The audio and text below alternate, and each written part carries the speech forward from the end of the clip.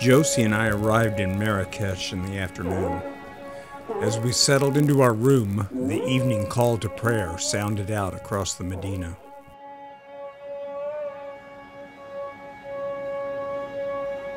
Early the next morning, we met our guide, Hassan. We stowed our small packs in the trunk and climbed into the car.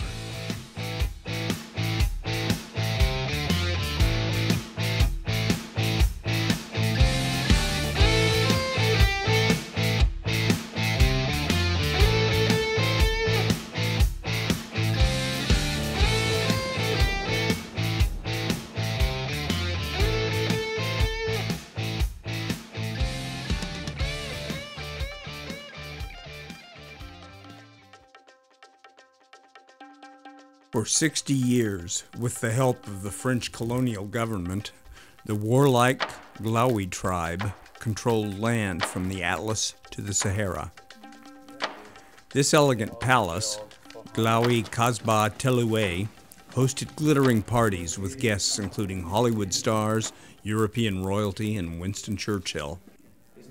The party came to an end in 1956, with the end of French rule and the death of El-Hajj Thami el-Mezouari el-Glaoui, the last Sultan of Marrakesh.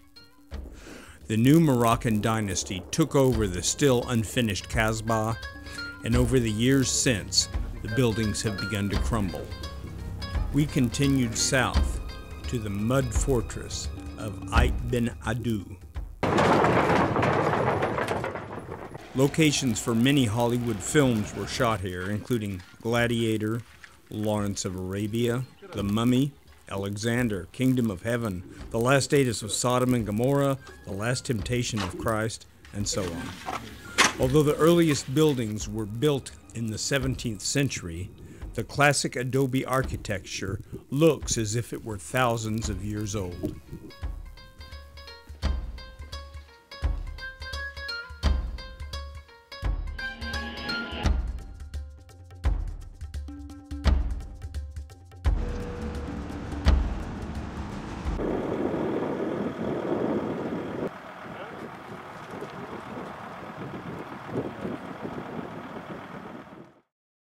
The sun was going down as we reached the first dunes of the Sahara.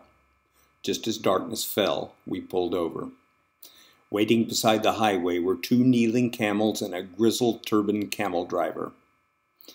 We draped our rucksacks over the saddle. Josie and I hopped on. Instantly the beasts lurched to their feet, and we were off. We would sleep that night in a goat hair tent.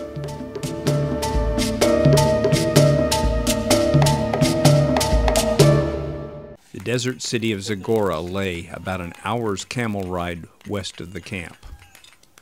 We ate omelets, bread, and tea. Adi sang a song to the camels as he adjusted their saddles.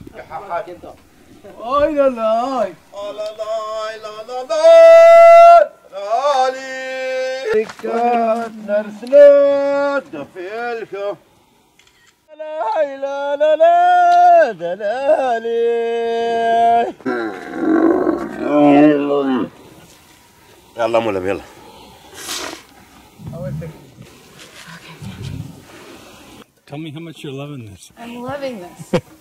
This is magical. Notre poche là.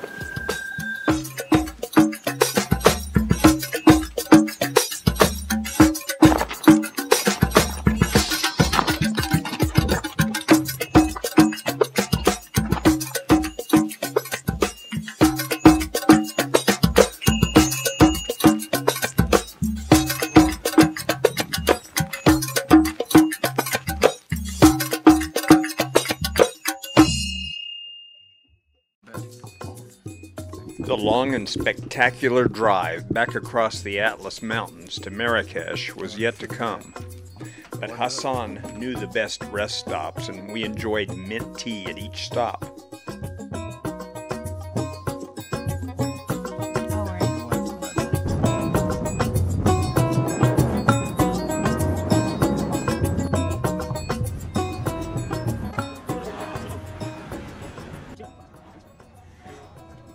The souk of Marrakesh seems like an endless maze the first time one enters. The light filtering down through the slatted shades makes the wares on display glow. No boutique in Paris or New York can match it.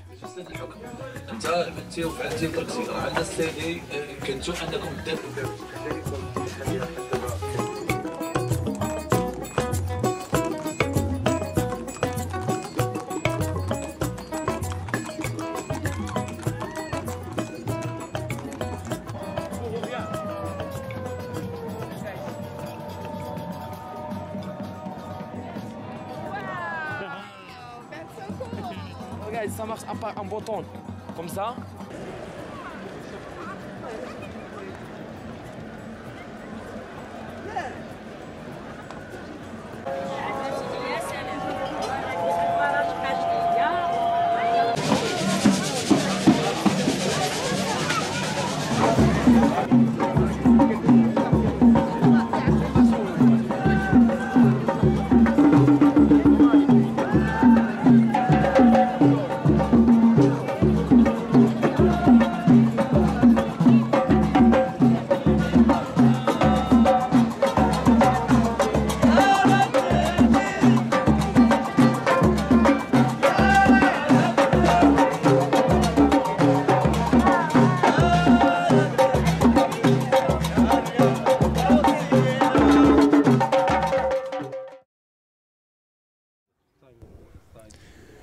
Fez is the largest medieval city in the world.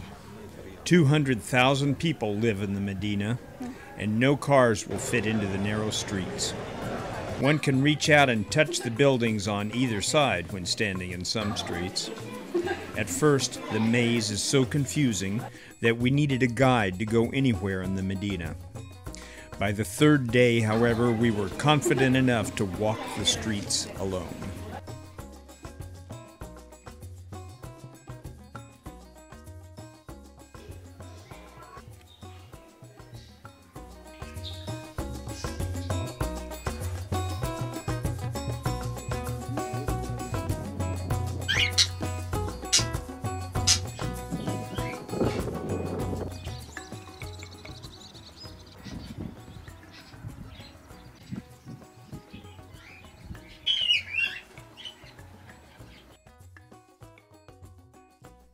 Walking downhill, one passes shops, mosques, and the oldest university in the world. Tanning, dyeing, and crafting of animal skins have been going on in the same manner for 1,000 years in this part of the ancient city. Visitors are given a sprig of mint to sniff to disguise the stench.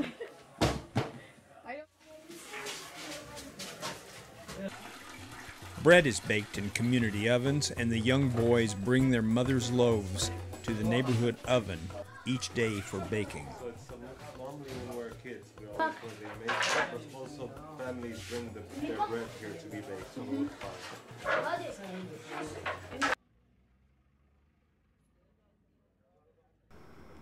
Josie and I are in Morocco for the first time.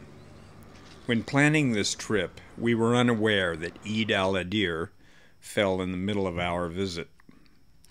In the days leading up to the festival, we saw beautiful rams being transported by donkey, motorbike, car, and truck. Each male head of household traditionally procures a male sheep and sacrifices it in remembrance of the biblical tale of Abraham's willingness to sacrifice his son Ishmael at God's request, only to have the Almighty furnish a ram as a substitute at the last minute. Feeling sorry for us, having no family to be with, the desk clerk of our Marrakesh hotel arranged for an invitation to the house of Arslan, or Momo as he is called by his friends. As we admired the child, the doorbell rang. It was the slaughterer, and we all trooped up the stairs to the roof.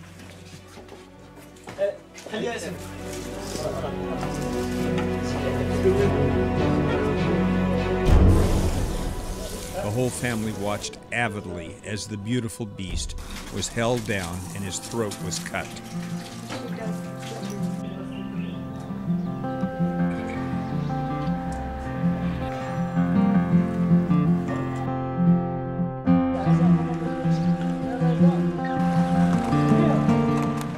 After the intensity of the slaughter, Josie and I were a little jarred.